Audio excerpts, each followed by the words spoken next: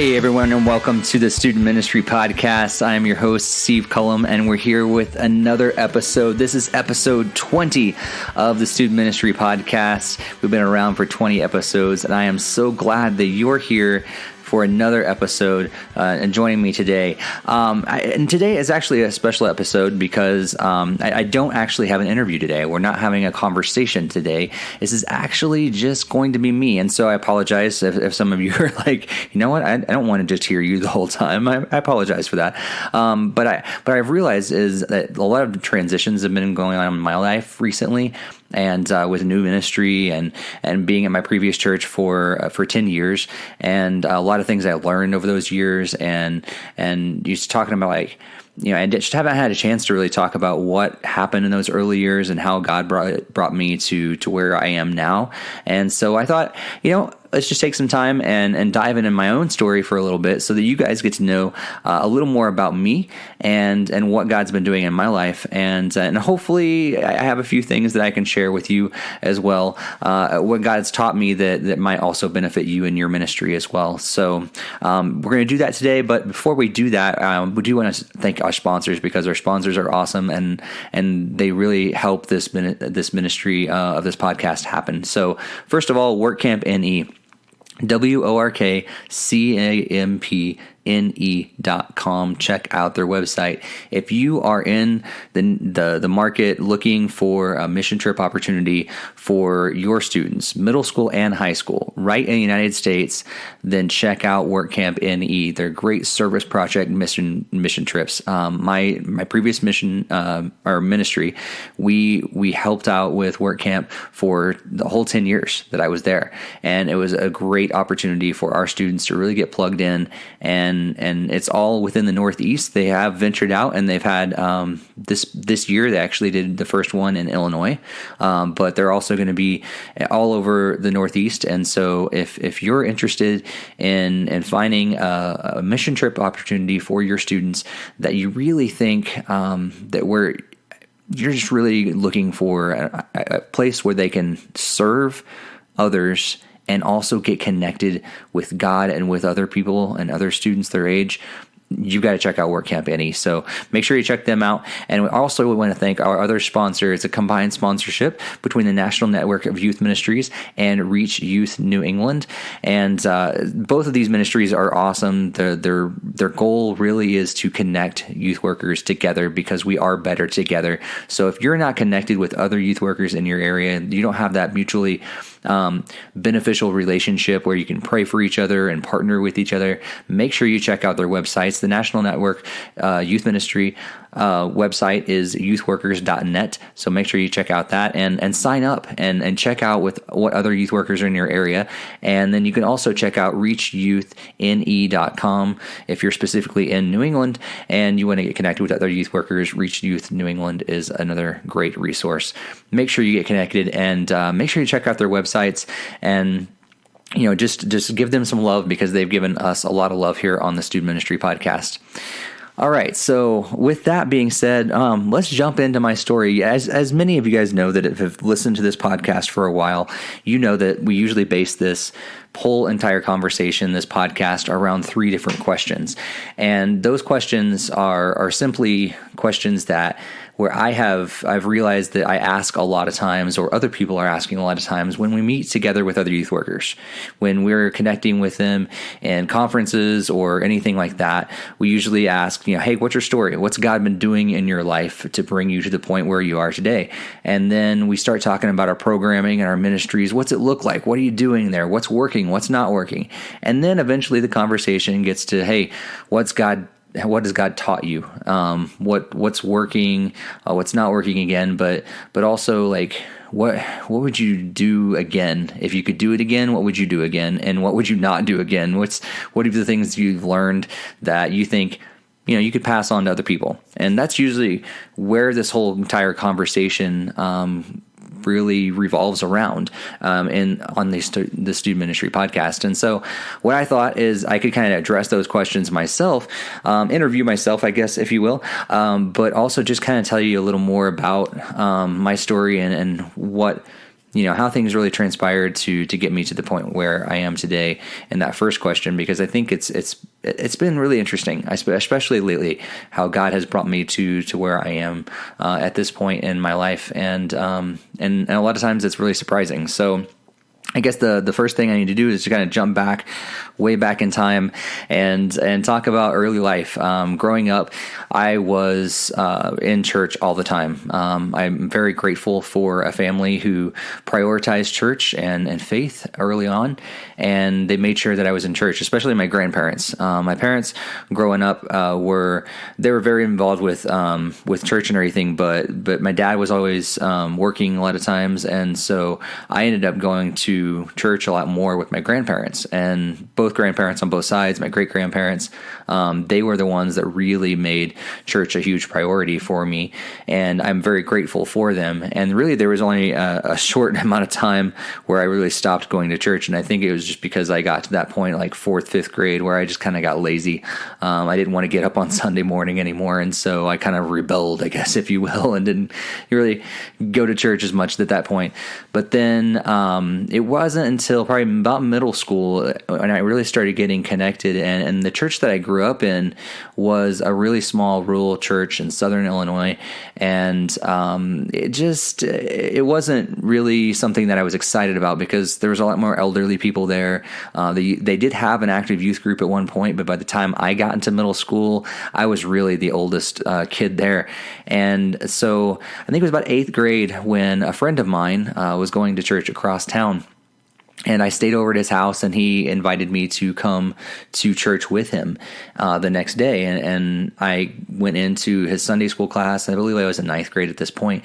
And I got to experience an entire class of other teenagers who are my age, around my age, who were actually enjoying going to church. And this is a little bit larger of a church, and it was really cool. And I immediately just fell in love with the idea of youth group and being a part of it. So I started making taking steps to make that my home church, and really started going very frequently with my friend to church, and eventually just kind of made that switch and started going there on a regular basis, gotten plugged in the youth ministry, and just really fell in love with what church could be when I was finally in a place where I was able to really thrive in my faith and grow in my faith and have opportunities to serve. And that's really where God really grabbed my heart for ministry, is when my youth minister gave me opportunities to serve. And you've heard me say this on previous podcasts when other youth ministers have said the same thing, that it's my story. Because my youth minister gave me opportunities to serve, I fell in love with the idea of serving. I fell in love with the idea of youth ministry, and that's where God put me on, why he put me on this path, because he grabbed my heart as a high school student. And so it was my grandfather, especially my mom's dad, who really played a huge role in my life up until his passing when I was in high school of cancer. And he was really there on a constant basis in my life, but especially in the life of the church. And I saw what it really was like to live out a life of servant leadership in my grandfather. And so that's what I wanted to do. I wanted to serve, and I got opportunities to serve. And God started grabbing my heart from what I thought what I was going to do within like the computer world and all that sort of thing, computer science or computer programming or engineering or whatever. And God started grabbing my heart and saying, no, I want you to pursue student ministry instead. And so I enrolled in Lincoln Christian University and Lincoln Christian College at the time. And actually it was the only school that I applied to. I just knew that was where God wanted me to go. Still in the back of my mind, I think I thought that I was only going to be there for a year or two, and then I was going to transfer out and be involved in student ministry, but not as my main career. But after I was there for like a semester, I knew exactly what God wanted me to do for the long haul. And so I went ahead and graduated with my Bachelor's of Arts degree in youth ministry under Rondell Ramsey, was the head youth ministry professor. And it was really cool to just really learn under him. And while I was there, I got opportunities to go and take mission trips to New England. And at the time, it was one of those things that I did not want to necessarily go to New England. I talk about Work Camp NE, and I'm saying, take your students to the Northeast for mission trips. But at that time, I did not consider a mission trip in the United States to even be something that I wanted to do. I was ready to sign up to go overseas, an inexperienced, immature freshman in college.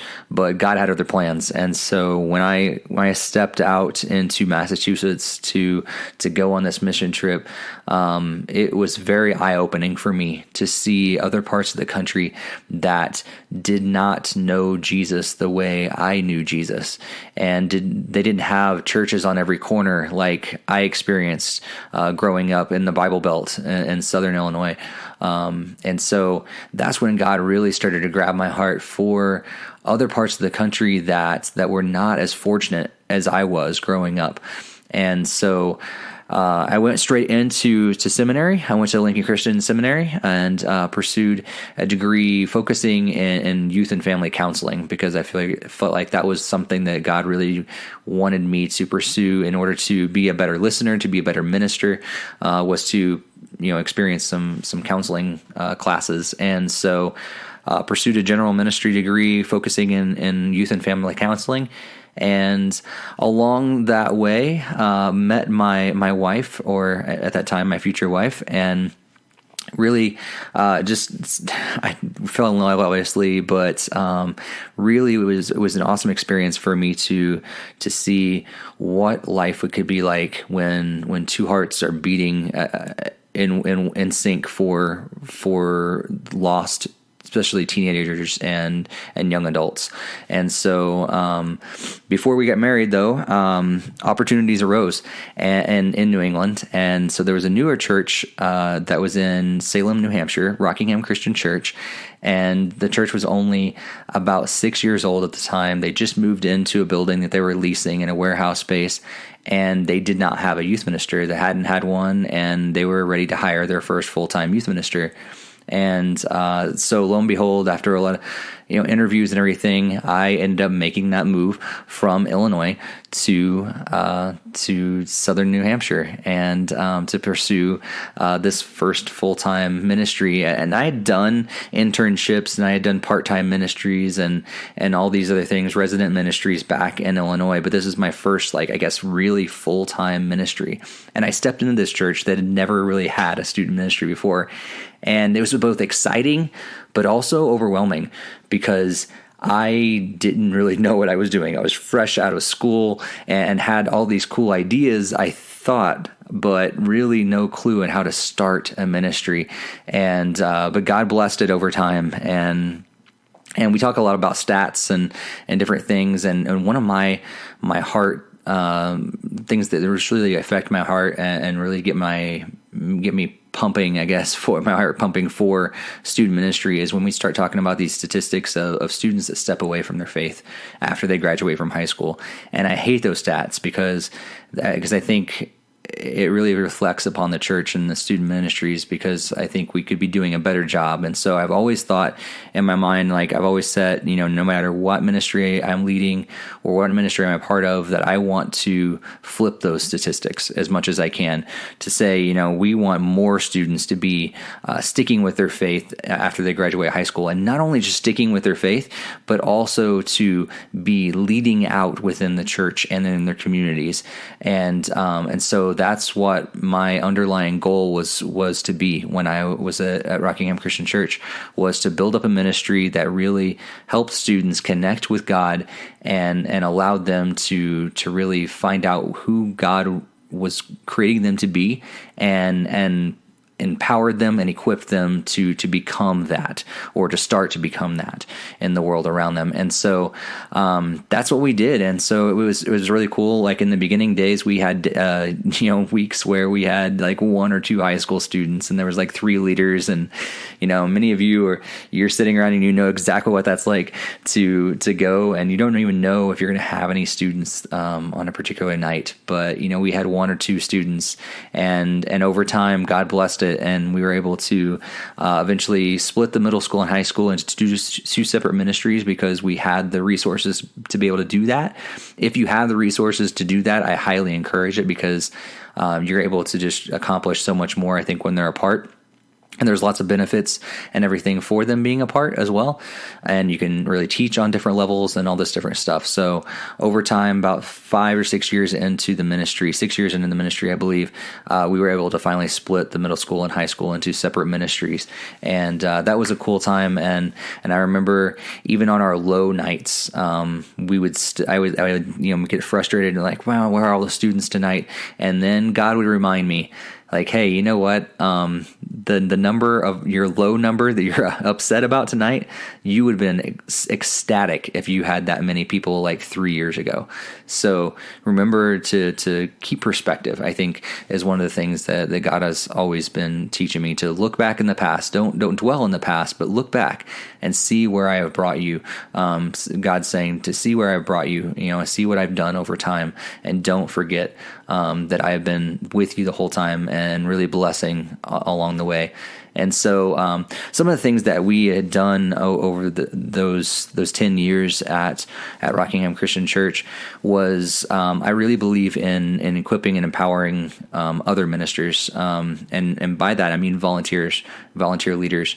Something that Doug Fields told me, like, I think it was in a book or in a speech or something that he gave at a conference or something a long time ago. I remember him saying that one of the things that he did early on in his ministry was he told his volunteer leaders, his team, to take his title. And that's something that's really stuck with me because I'm not one for titles or anything like that. And so if we can really empower our leaders, like, you know what, you're not just a youth leader. You're not just a small group leader. You're not just a volunteer. You are also a student minister. You are also a youth minister. Take that title and get empowered and equipped because of that title, and go out and actually be that minister to these students that God has entrusted to you, and really, I guess, treat yourself as that minister. Don't just think of yourself as just a volunteer or whatever, because you're not just a volunteer. And so one of the things that I always wanted to do was I wanted to create a ministry that people were excited to be a part of, because we're biased, right? We're student ministry people. We're workers in this youth ministry world. We think our ministry is the best because that's where we are. Because we think these age groups, these middle school and high school students, are the crucial years, right? And so I wanted to have everybody on our team believing that was the best ministry to be a part of in the church, and they knew why.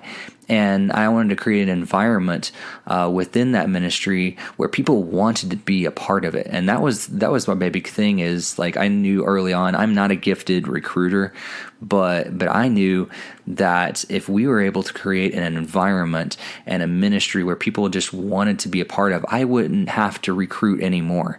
My team would be recruiting their own workers, their own leaders that they wanted to serve alongside.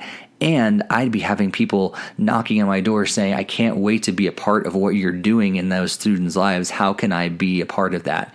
And not to my credit at all. I don't think it was me necessarily. I think I was just following God had put on my heart, and I was just fortunate to be a part of it. But that was the things that were happening near the end of those 10 years what I spent at Rockingham Christian Church. And it was such an exciting thing to be a part of.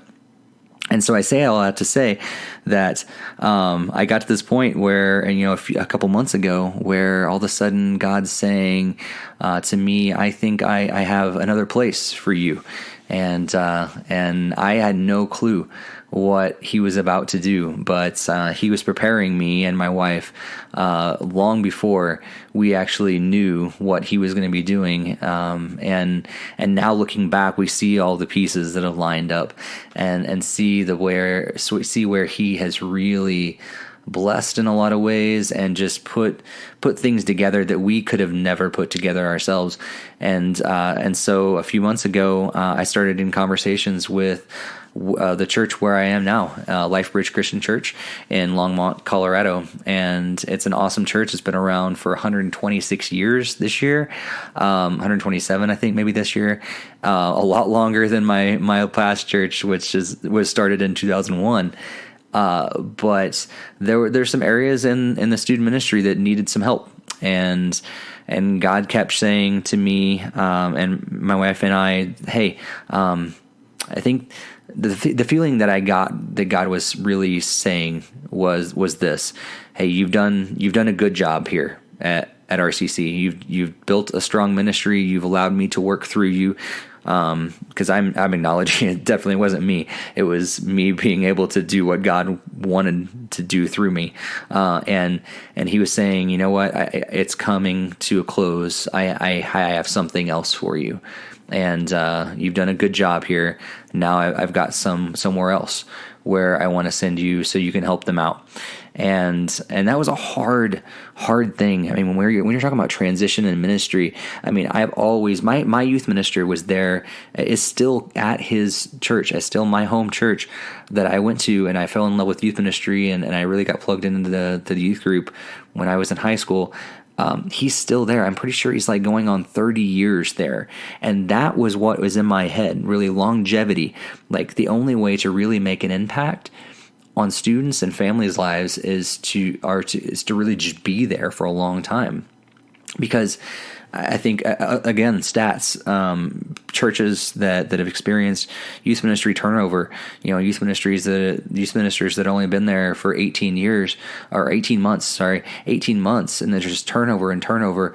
That's hard on a church, and that's hard on students, and it's got to be hard on the youth ministers as well. And I'm not coming down on you. I mean, if you're listening to this podcast and you've been in those situations, and you've been the person that's been at churches for 18 months or less, I know that there's a lot of things that go into that, but I also know that it takes time to really build a ministry and build relationships, and I was able to experience that at my last church, being there for 10 years. And I think even I guess I didn't even experience like a lot of growth in that ministry until I was able to be there for like 3 or 4 years. I mean, I wasn't seeing a lot of things changing, and a lot more students coming, and families, really changing their attitudes and their way of life and their faith and growing in all that stuff until I was there like 3 or 4 years. And so to only experience, a youth minister, to only lead it for like, a year or two and then move on, it's just hard. So I say all that to say that, like, my examples have always been stay there for a long time. And so that was my plan. And then God says, nope, I'm going to move you to another place after these 10 years. And so it was hard. It was incredibly hard to leave those people, to leave the relationships that I had built over 10 years. We were able to see several students enter into our ministry and graduate, And my wife started with a group of 6th grade girls after we got married. And she was able to see those students graduate this past year and just really stay with them through the long haul, all the way from 6th to 12th grade. And it was just incredible. And the relationships that you build up over those times are just so strong and so amazing and so rich. And it goes beyond just church. It was family. And I think in many ways I was able to see the church acting like they were in Acts 2. And not to say we were perfect at it, because we were far from perfect at it. We had a lot of room to grow. But it was really cool seeing people come together. And we went through hard times together, and the church rallied around us. And then to think about it and to process the fact that God was going to call me to move my wife and I across the country to start a new ministry. While exciting, it was overwhelming, because it was something new and something that we hadn't experienced, and in a new part of the country where I had never lived, and my wife had only visited like many times, but we didn't know what we were really getting into, and we were excited about the possibilities, but at the same time, we were leaving the comfort of a strong ministry that we had been a part of for many years. And so, my ministry there was, like I said, we were able to eventually split middle school and high school. So when I started off, we started with middle school and high school together combined at 4 o'clock in the afternoon. And to be honest with you, I didn't like it at all. And eventually we moved it to Sunday night, and we experienced a lot of growth at that point. A lot more consistency because students were available more often to come. And so we saw some growth and everything. When we moved it from 6 to 8 o'clock on Sunday nights. We weren't doing anything on Sunday mornings because we just didn't have the space to do anything for students on Sunday mornings. So it was just really a Sunday night ministry, and that was it. And over time, we ended up splitting the ministry, and so we moved a middle school ministry to Wednesday night, and we included fifth graders in that middle school ministry, which is a little more unusual, I guess, because a lot of times when churches do that, they have a fifth and sixth grade ministry and a seventh and eighth grade ministry, but we didn't have the space or the personnel to pull that off. And so we had a fifth through eighth grade ministry on Wednesday nights from 6:30 to 8 o'clock, and a high school ministry, 9th through 12th grade, on Sunday nights from 6 to 8 o'clock. And both ministries essentially look the same, both large group experience and small group experiences, but the details look differently.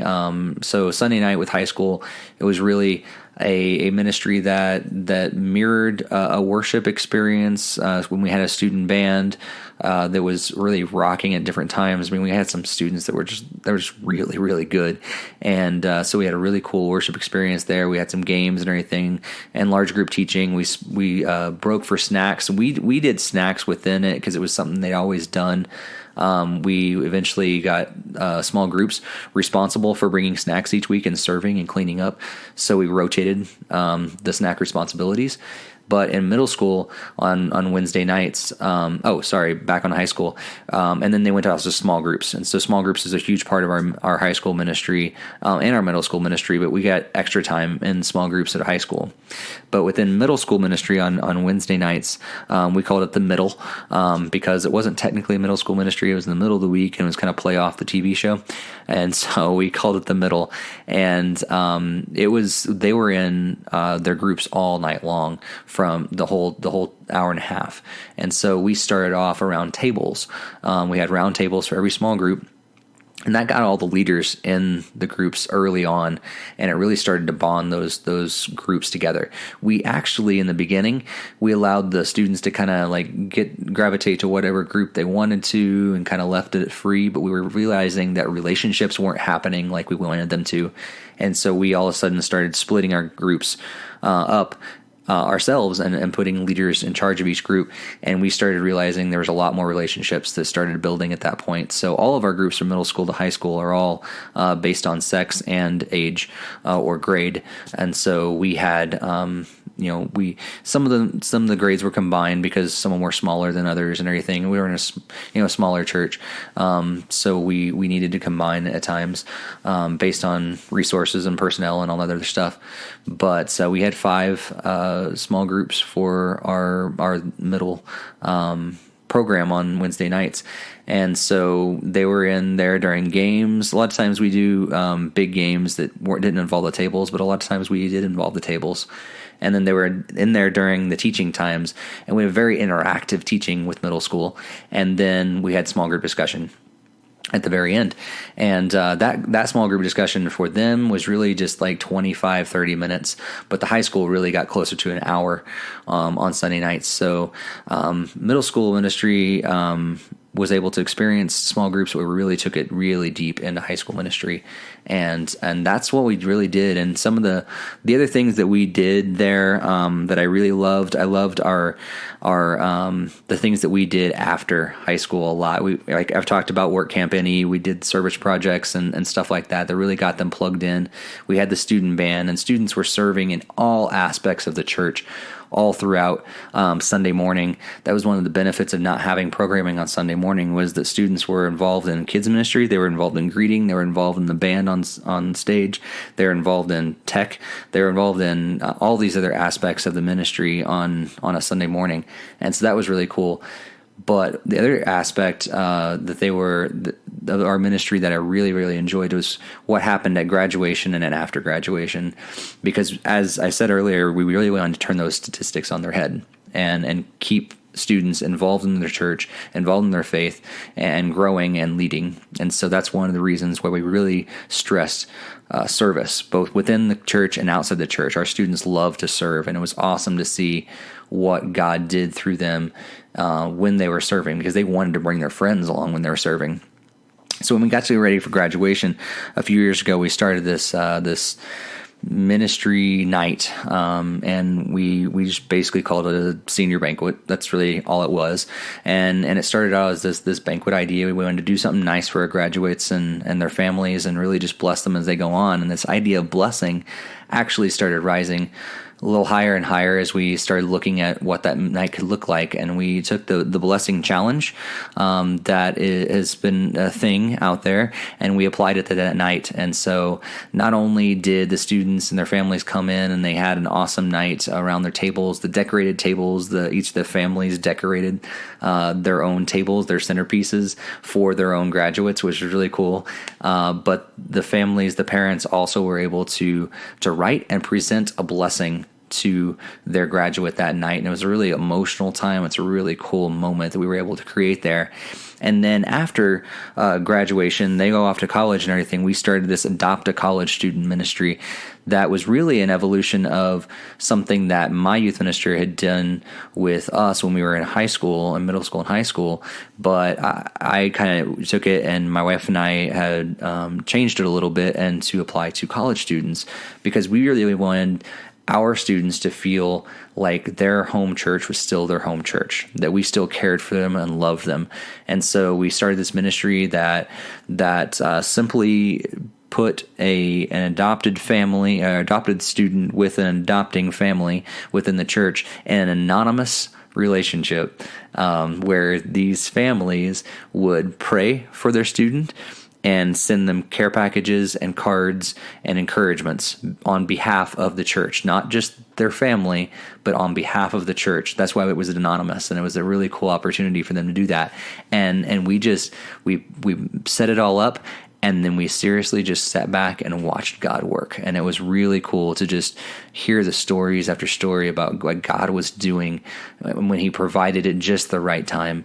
And maybe I'll probably write a blog post about this at some point, just sharing some of the really cool stories about what God had done through our Adopt a College student ministry there. And so those are some of the things that I was really, really excited about in our ministry there.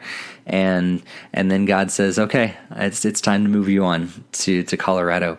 And so we're honestly still figuring out what life is like here and trying to figure out ministry here. I've only been here a month, and I think one of the biggest things that I'm experiencing now is and what I would like to share with other people as well is to give yourself patience. It's something that I have to remind myself over and over and over again, is to give myself patience. Like, I think I'm really good at showing patience to other people, but a lot of times I'm not patient with myself, because I look back at my ministry that I think was pretty successful. I mean, I wasn't by any means like the youth ministry of the best youth ministry in the world or anything like that. No, I didn't have churches or other book companies or whatever come and flock into our church and asking all these questions about how did you do this, because it's amazing, or anything like that. But I felt like it was a pretty significant ministry, and we were really making an impact in our community. And so to leave that and to move on, it's hard. Because, and maybe you've experienced this as well, because I saw the success we had, and I saw the relationships that we had built over time, and now I look back and I go, wow, I want to create that here. And I think, I believe that God will create that here, but it's going to take time, because it took 10 years to build up to that. And I think a lot of times what I catch myself wanting to do is I want to do it in 10 days or 10 months, and I needed to give myself patience and say, and remind myself, hey, Steve, God took a long time to build that in New Hampshire. What makes you think it's going to happen overnight here in Colorado? It's going to take some time. to build it up. And there's a lot of people here that have been through a lot of turnover within student ministry at LifeBridge, and there's a lot of relationships that need repaired, and in equipping and empowering our student leaders, our adult leaders, and people within the church to kind of rebuild this ministry. And it will take time. And I think that's something that I have to always remind myself about is, give yourself patience, keep trusting God, remember what he did in the past, but look forward to the future, and keep pressing on, because you know God's track record. You know that he's helped so many other ministries. He's done this many, many, many times, and he's going to do great things through you as well in the coming years. But it's going to take time. It's going to take consistency. It's going to take faith. It's going to take trust, and it's going to happen over time, and it's going to take some patience along the way. And so that's probably one of the biggest things that I'm currently learning, and that I wanted to pass on with you. So maybe you're in a place like that, and hopefully it helps for you to hear that it's going to happen. It's going to be great, but it's going to take some time. Be patient with yourself. As long as you're being patient with other people, make sure you turn that back to yourself as well, because God wants to do great things, but a lot of those things do take time. They don't happen overnight. Sometimes God does stuff overnight, and it's awesome and it's amazing, but a lot of times it takes time. And so to be patient with yourself as God works. And I think the other thing that many of my other guests have shared over the last year and a half of doing this podcast is be consistent.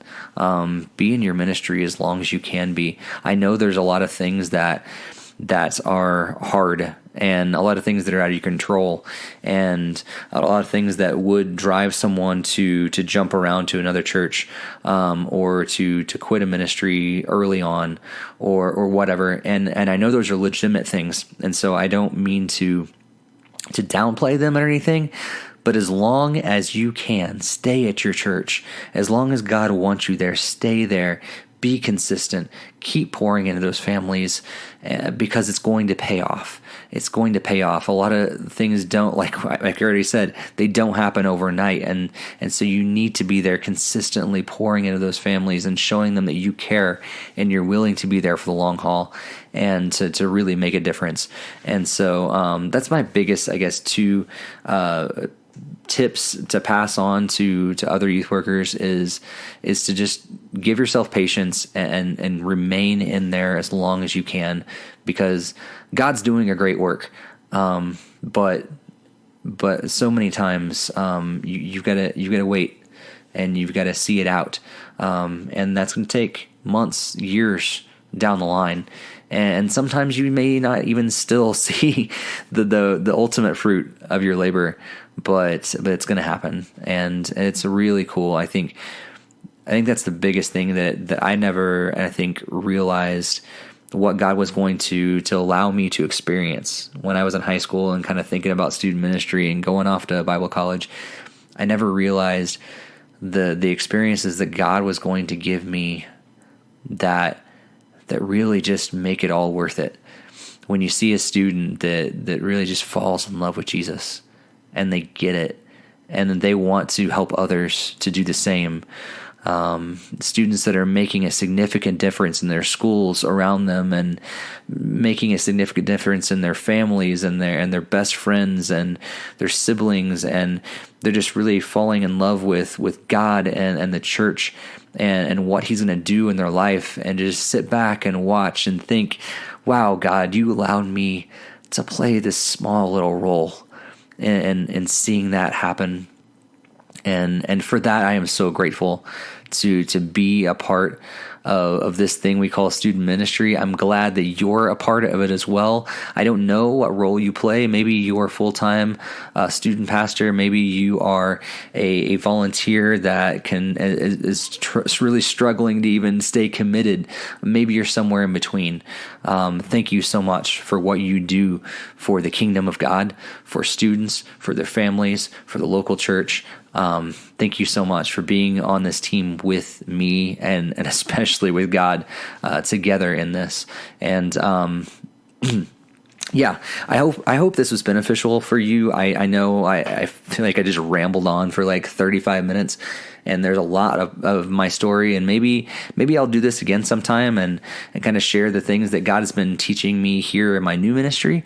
We are in the process of like starting some new programs and changing things, and it goes against like what I've been taught and what I believe to not like, I don't want to change things when I step in, but the church was already in the middle of changing things, and I'm just like, okay, I'm jumping in and we're changing things with it, and it's crazy, and I'm learning so much, and even in this like month that I've been here. So maybe I'll do another one of these at some point where I just kind of share the new things that I'm learning. But I also write on my blog, stevecullum.com, so you can check that out. And you can also follow me on Twitter at stevecullum. I would love to hear more about your ministry, and if you have questions, that's one of the cool things that I think I would love for this student ministry podcast to step into in the future are questions.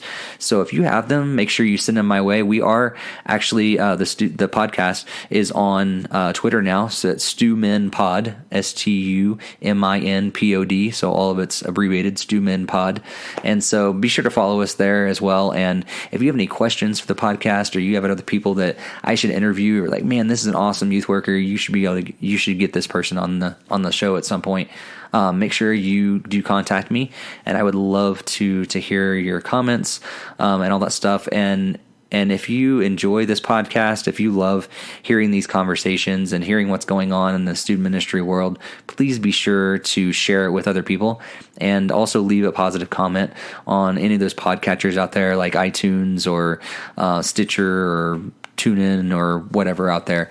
Make sure you do leave a positive comment. That just helps other people to find this podcast, and I'm so grateful for that. But thank you so much to our sponsors again, the National Network of Youth Ministries, Reach Youth New England, and Work Camp NE.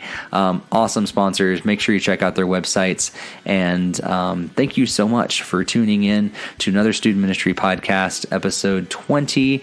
We're so grateful for your continued listening and sharing it, and we'll be back again next month with another conversation about student ministry. Until then, may God bless your ministry.